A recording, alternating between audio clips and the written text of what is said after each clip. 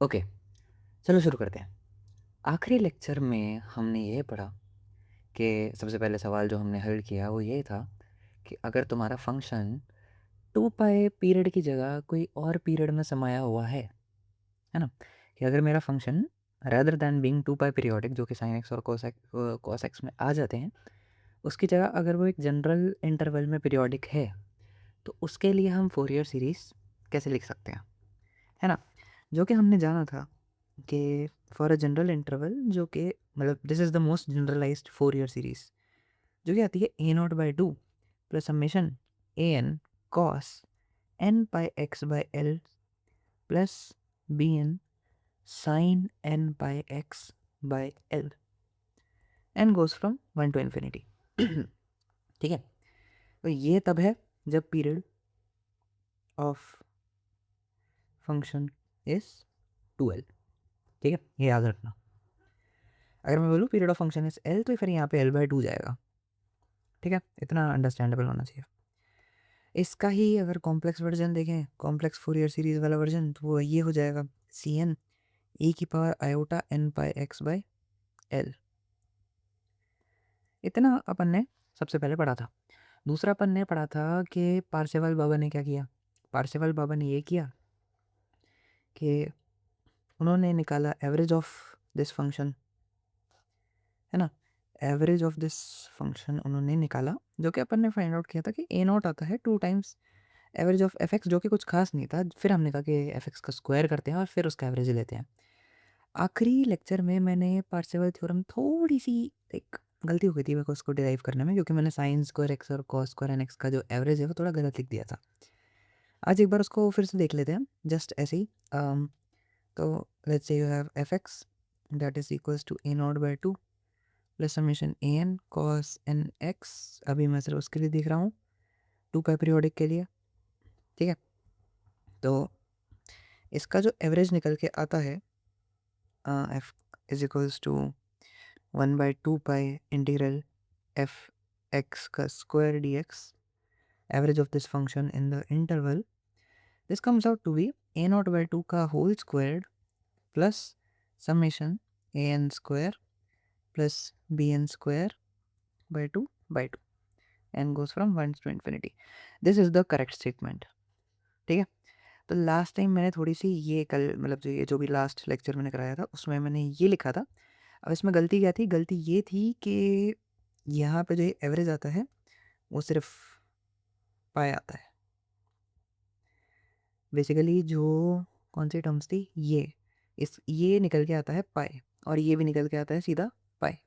ठीक है, तो इसको सब्स्टिट्यूट कर दिया, get a pi and pi here. बाकी इसमें सब ठीक है। अब यहाँ से तुम 2 यहाँ पे ले आऊँगा, अगर मैं एक 2 अगर मैं यहाँ ले आऊँ तो ये 2 स्क्वायर बन गया, तो ए नॉट बाई टू का होल स्क्वायर बन गया। बाकी यहाँ पे ये वाला 2 आ गया फिर। ठीक है, बाकी सब सही है। तो ये करेक्ट स्टेटमेंट है पार्सेवल थ्योरम की। ठीक है, तो ये मुझे सही करवाना था। और दूसरा ये है कि पार्सेवल थ्योरम ये तो नॉर्मल कॉम्प्लेक्स जो अपन नॉर्मली ऐसे इस फॉर्म में लिखते हैं, रियल फॉर्म में, कॉस और साइन के फॉर्म में, उस फॉर्म में तो पार्सेवल थ्योरम हो गई ये। अगर इसको मैं कॉम्प्लेक्स फॉर्म में लिखना चाहूँ तो Parseval's theorem for complex Fourier series. ठीक है, देखते हैं। तो फॉर कॉम्प्लेक्स फोरियर सीरीज जो कि एफ स्क्वायर एक्स निकल के आएगा तुम्हारे पास, which is 1/2 pi of 0 to 2 pi F X का square D X. This will just be summation N minus infinity से इन्फिनिटी सी एन का स्क्वायर। ठीक है, कॉम्प्लेक्स वर्जन के लिए सिंपली यही आ जाएगा and I want you to prove this. इसका प्रूफ बड़ा सिंपल है, क्योंकि एफ एक्स कॉम्प्लेक्स ये कॉम्प्लेक्स फोरियर सीरीज में क्या हो जाएगा, सी एन ई की power iota N N X, N goes from minus infinity to infinity. ठीक है, अब इसका स्क्वायर करो, दोनों साइड एवरेज लो, you will get your answer, जो कि ये है। ठीक है, this is the complex Fourier series. अब इसका यूज़ देखने के लिए अपन एक सवाल देखते हैं। ठीक है, पार्सेवल थ्योरम अपन ने निकाली क्यों, इसका एक यूज़ भी आएगा ना ऑफकोर्स। तो एक सवाल देख लेते हैं फटाफट, फिर अपन आज के टॉपिक पे और फोरियर एनालिसिस के आखिरी टॉपिक पे बढ़ते हैं। ठीक है, सवाल वही रहेगा हमारा जो एक जनरल सवाल चलता आ रहा है आज तक शुरू से एक ही सवाल पर फील्ड अप करते रहेंगे अपन। तो ये रहा, मतलब क्या है ना, एक सवाल तुम्हें बनाना आ जाए ना तो बाकी सारे फिर आसान ही है इस पूरे टॉपिक में। ठीक है, तो ये 1 -1 0 पाई 2 पाई पीरियोडिक ही मान लेता हूँ मैं। ठीक है, ये मैंने कहा था लास्ट लेक्चर में कि इसको जो पार्शिवल थ्योरम है इसको तुम 2L पीरियोडिक हो तब क्या आएगा तुम मेरे को बताना। ठीक है, क्या फ़र्क आएगा। वैसे सिंपल ही है कि सिर्फ यहाँ लिमिट्स में ही फ़र्क आएगा, यहाँ तो कुछ फ़र्क आएगा नहीं। सेम यहाँ पे भी सिर्फ इसके लिमिट्स में फ़र्क आएगा और यहाँ पे बाकी कुछ फ़र्क नहीं आएगा। खैर, इस क्वेश्चन को देखते हैं।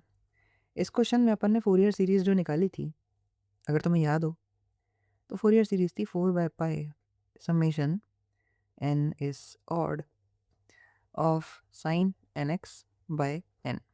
ये फोरियर सीरीज़ अपन ने इसके लिए निकाली थी, जो कि आई थी बेसिकली 4/पाई 1 नहीं sine x plus sine 3x/3 plus sine 5x/5 plus so on. ये फोरियर सीरीज़ इसकी आई थी जब अपन पढ़ते आ रहे हैं। यानी कि बी एन अपने लिए क्या निकल के आया था, 4/पाई n। ये बी एन निकल के आया था, सही बात है। अब इसमें अप्लाई करो तुम पार्सेवल्स थ्योरम। ठीक है, करते हैं भाई। पार्सेवल्स थ्योरम क्या कहता है? पार्सेवल्स थ्योरम ये कहता है कि जो एफ एक्स के स्क्वायर का इंटीग्रेशन है 0 से 2 पाई, मतलब बेसिकली इसका एवरेज एफ एक्स स्क्वायर का जो एवरेज है that is equal to a0/2 का whole square plus half summation an² plus bn²। ठीक है, N goes from 1 to infinity. अब a0 और an तो यहाँ ज़ीरो है इस सवाल में, है ना। a0 और an ज़ीरो ही आया था इसके अंदर, a0 ज़ीरो आया था, an भी ज़ीरो आया था। पिछली वीडियोस नहीं देखी तो तुम देख सकते हो। तो यहाँ पे तुम्हारे पास सिर्फ बचा इस क्वेश्चन के लिए 1/2 pi integral F X square D X 0 से 2 पाई इक्वल्स टू समेशन bn²। और bn क्या है तुम्हारे पास, 4/पाई n। तो this comes out to be 4/पाई n का स्क्वायर, है ना। अब फंक्शन के स्क्वायर को तुम 0 से 2 पाई करो इंटीग्रेट। फंक्शन क्या था, ये है फंक्शन। 0 से 2 पाई फंक्शन के स्क्वायर को इंटीग्रेट करना है, समझ रहे हो। करो इसको। 0 से पाई में तुम्हारा फंक्शन क्या है, 1/2 पाई। सबसे पहले 0 से पाई में फंक्शन है 1, तो 1² डी एक्स प्लस पाई से 2 पाई में फंक्शन की वैल्यू है -1, उसका भी स्क्वायर ही हो रहा है, तो ये दोनों हो जाएंगे add, and this is equal to summation, अच्छा ये एन ऑड है, ठीक है। तो इसमें से 4 मैं इसको 16/पाई² में बाहर ही निकाल लेता हूँ। समेशन 1/n² n ऑड, ठीक है। देखो फिर क्या बन गया। अब तुम्हारे पास यहाँ पे आ गया बेसिकली 1/2 पाई, और you have pi -0 plus 2 pi minus pi, that comes out to be 16/पाई² summation 1/n²। n is odd and it goes till infinity। ये पाई से पाई गया, 2 पाई से 2 पाई गया, यू जस्ट लेफ्ट विद 1। अच्छा नेवर माइंड, यहाँ पे एक हाफ भी तो आएगा। तो यहाँ पे भी एक हाफ आएगा, यहाँ पे भी एक हाफ। अच्छा इसको मैं 8 ही कर देता हूँ ना, ये 8/पाई², ठीक है। तो तुम्हारे पास समेशन 1/n² n ऑड से इन्फिनिटी जो है ये मिल गया π²/8। ये एक बहुत ही तगड़ा आउटकम है इसका, पार्सेवल्स थ्योरम का। Basically Parseval's theorem also helps you to find sum of series. As a real world application I don't know, मतलब मेरे को इतना ज्ञान नहीं है कि रियल वर्ल्ड एप्लीकेशन में इतना ज़्यादा कहाँ यूज़ होता है, बट हाँ for the mathematics on paper it's very useful Parseval's theorem. और भी बहुत सारे इसके इंटरप्रिटेशंस हैं, जैसे कि इसको हम ऐसे एवरेज एनर्जी भी बोल देते हैं कभी कभी, है ना। कि तुम्हारे पास जो फोरियर सीरीज़ है, फोरियर सीरीज़ का मतलब क्या है बेसिकली, कि तुम्हारे पास एक प्यारा सा फंक्शन है, उसको तुमने उसके मोड्स में तोड़ दिया, मोड्स में यानी कि फ्रीक्वेंसीज़ में तोड़ दिया, उसको सारी फ्रीक्वेंसीज़ में तोड़ दिया, और पार्सेवल्स थ्योरम का मतलब पता है क्या है? इसका इंटरप्रिटेशन ये है कि जो भी एवरेज एनर्जी आती है ये एनर्जी को डिनोट करता है, ठीक है? ये समहाउ एक एनर्जी को डिनोट करता है, कि एनर्जी डेंसिटी को डिनोट करता है। तो जो भी एवरेज एनर्जी डेंसिटी होती है it is equal to the average energy by all the frequencies, ठीक है? ये जितने भी कंपोनेंट्स हैं ना, ये इस कंपोनेंट की एनर्जी है, ये इस कंपोनेंट की एनर्जी है, इस कंपोनेंट की एनर्जी है। तो ये जो टोटल एनर्जी है ये this is made up of all the energies of the frequencies. सुनने में बड़ा सिंपल लग रहा होगा कि हाँ ठीक है, सारी फ्रीक्वेंसीज की एनर्जी जोड़ के ही तो टोटल बनेगी, पर ये प्रूव करना और ये बताना कि हाँ एक्चुअली में वो इसको तोड़ पा रहे हैं और एक्चुअली में उनका सम यही आ रहा है, ये बहुत बड़ी स्टेटमेंट है, ठीक है? सो हाँ इसमें काम आता है और दूसरा इसमें भी काम आता है, ठीक है? अब बढ़ते हैं हम फोरियर के सबसे इंटरेस्टिंग टॉपिक पे। This is the most important topic of Fourier and the topic is Fourier transforms. ऐसा कुछ बड़ा नहीं है, ऐसा कुछ नया भी नहीं है। It is exactly based on what we have done till now, है ना? वी नो दैट, पहले ही जान लेते हैं कि अपने को पता क्या क्या है। हमें क्या पता है? हमें ये पता है कॉम्प्लेक्स फोरियर सीरीज, जैसा कि मैंने आखिरी लेक्चर में भी कहा था कि जो कॉम्प्लेक्स फोरियर सीरीज है वही अपना रूप बदल के फोरियर ट्रांसफॉर्म करती है। तो कैसे करती है वो देखते हैं। We know that complex Fourier series is, complex Fourier series क्या थी?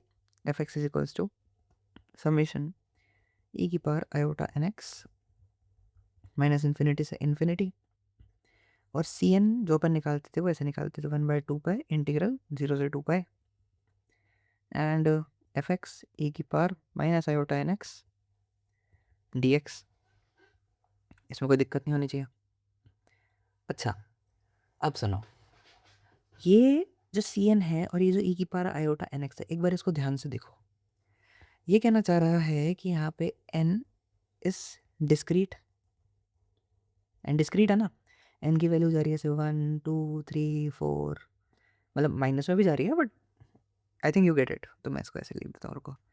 N is +-1 +-2 +-3 and so on. Discrete है, 1 और 2 के बीच में कोई वैल्यू नहीं है ना?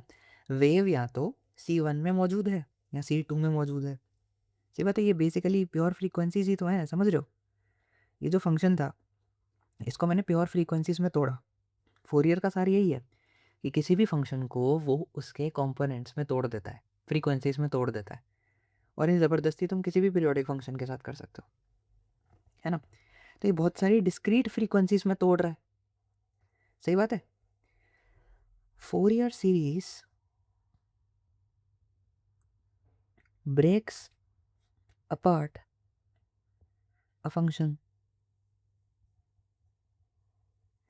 इनटू इट्स डिस्क्रीट फ्रीक्वेंसीज, यानी कि कौन सी डिस्क्रीट फ्रीक्वेंसी से वो फंक्शन बना है, इसमें तुम्हें सोचना चाहिए। अगर फ्रीक्वेंसीज डिस्क्रीट की जगह कंटिन्यूअस हो जाएं तब क्या होगा, है ना? कि 1 और 2 के बीच में अगर 1.5 सी 1.5 पे भी एक फ्रीक्वेंसी हो तो, सी 1.2 टू 2 पे कोई फ्रीक्वेंसी हो तो, तब थोड़ी ये सम रहेगा। जैसे ही हम डिस्क्रीट से कंटिन्यूअस पे जाते हैं तो जो सीरीज है, सम है, इट बिकम्स एन इंटीग्रल। तो अभी तक जो अपन फोरियर सम करते आ रहे थे वो फोरियर सम अब बन जाएगा फोरियर इंटीग्रल। अगर तुम्हें इतना सा समझ आता है कि बेसिकली अब मैंने डिस्क्रीट की जगह कंटिन्यूअस फ्रीक्वेंसीज ले ली कि सारी टाइप की फ्रीक्वेंसीज मौजूद है, एक ऐसे अजीब सा फंक्शन जिसके अंदर सारी कंटिन्यूअस फ्रीक्वेंसीज मौजूद है और मुझे उसको तोड़ना है, तो अब मैं फोरियर सीरीज़ का यूज़ नहीं कर सकता, क्योंकि अब वो ऐसे ऐसे डिस्क्रीट पैटर्न से नहीं बनी है, अब वो एक कंटिन्यूअस स्पेक्ट्रम से बनी है। समझ रहे हो? तो मेरे पास हर ओमेगा का, हर फ्रीक्वेंसी, मतलब हर टाइप की फ्रीक्वेंसी मौजूद होनी चाहिए। Got it? आई थिंक हम तुम इतना समझ गए। तो बेसिकली मुझे इस सम को एक इंटीग्रल में कन्वर्ट करना है। कोई बड़ी बात नहीं है, करके देखते हैं। F X is summation C N E की power iota N X, N goes from negative infinity to infinity. अब ये अगर हर वैल्यू के लिए मौजूद है, इट्स नॉट डिस्क्रीट, इट्स मतलब C is a function of N ना, सी ये बेसिकली फंक्शन बन जाएगा क्योंकि this thing becomes continuous. Now this becomes a continuous function. ठीक है, ये बन गया एक फंक्शन। इस फंक्शन को मैंने नाम दे दिया सी एन, एक फंक्शन बन गया जिसको मैंने जी अल्फा नाम दे दिया। अल्फा बस एक पैरामीटर है, एन मतलब अभी तक एन पे डिपेंड कर रहा था ना, एन डिस्क्रीट थे, मैंने कह दिया डिस्क्रीट एन से अब मैं चला गया कंटिन्यूस अल्फा पे। ठीक है, अब मैंने एन डिस्क्रीट की जगह एक नया पैरामीटर ले लिया अल्फा जो कि कंटिन्यूस है। तो अब एफ एक्स क्या बन गया, एफ एक्स बन गया फाइनली एक इंटीग्रल। सम को मैंने कन्वर्ट कर दिया एक इंटीग्रल में, वही नेगेटिव इन्फिनिटी से इन्फिनिटी। सी एन को बना दिया मैंने जी अल्फा, ई की पावर आयोटा एन को मैंने अल्फा बना दिया ना, एक्स और डी अल्फा। ठीक है, इतना समझ आया? ध्यान से देख लो एक बार इसको, इतना तुम्हें समझ आया, फिर हम आगे बढ़ेंगे। ठीक है, ये मैंने सम को कन्वर्ट किया इंटीग्रल में, सी एन को कन्वर्ट करा मैंने जी अल्फा डी अल्फा में, और ई की पावर आयोटा एन एक्स को मैंने कन्वर्ट करा ई की पावर आयोटा अल्फा एक्स को एक्स में। ठीक है, सी एन को मैं एक्चुअली लिख देता हूँ जी अल्फा डी अल्फा में।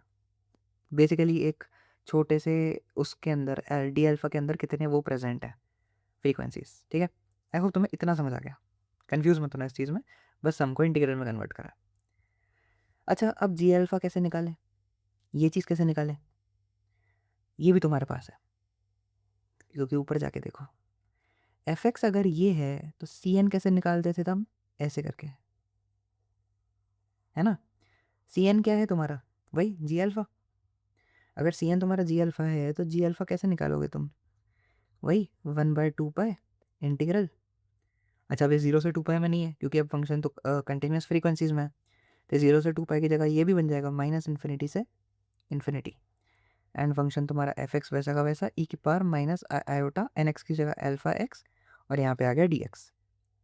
ठीक है, समझ आया? ये एफ एक्स कहाँ से आया, ये बन गया ये, और ये जो है ये चीज़ ये यहाँ से आई, C N is equals to 1/2 pi minus infinity से माइनस, यहाँ पहले 0 से 2 पाई आता था जो कि माइनस इन्फिनिटी से इन्फिनिटी बन गया क्योंकि अब कंटिन्यूस रेंज ऑफ फ्रीक्वेंसीज आ गई। अब तुम एक पीरियड में समाये हुए नहीं हो। ठीक है, अब ज़रूरी भी नहीं है कि तुम्हारा फंक्शन पीरियोडिक है या नहीं, समझ रहे हो।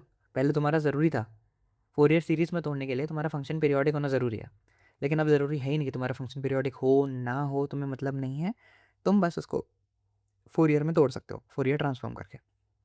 ठीक है, पहले यहाँ फॉर्मूला क्या आता था, E power minus iota N X D X, जिसको मैंने कन्वर्ट कर दिया इसमें। इतना समझ आया? आई होप इतना समझ आ गया कि G F X can be written as this integral and G alpha can be written as this. I hope you got this. तो इस चीज़ को, ये जो चीज़ है जहाँ पे तुम एफ एक्स से एफ एक्स का यूज़ करके एक जी अल्फा बना रहे हो, समझ रहे हो, एफ एक्स का यूज़ करके मैं एक जी अल्फा बना रहा हूँ, एफ एक्स को मैंने इंटीग्रेट किया ई की पावर ये मल्टीप्लाई करके कुछ कुछ करके मैंने जी अल्फा बना दिया, तो मैंने फंक्शन को ट्रांसफॉर्म कर दिया, इसको अपन बोलते हैं फोरियर ट्रांसफॉर्म।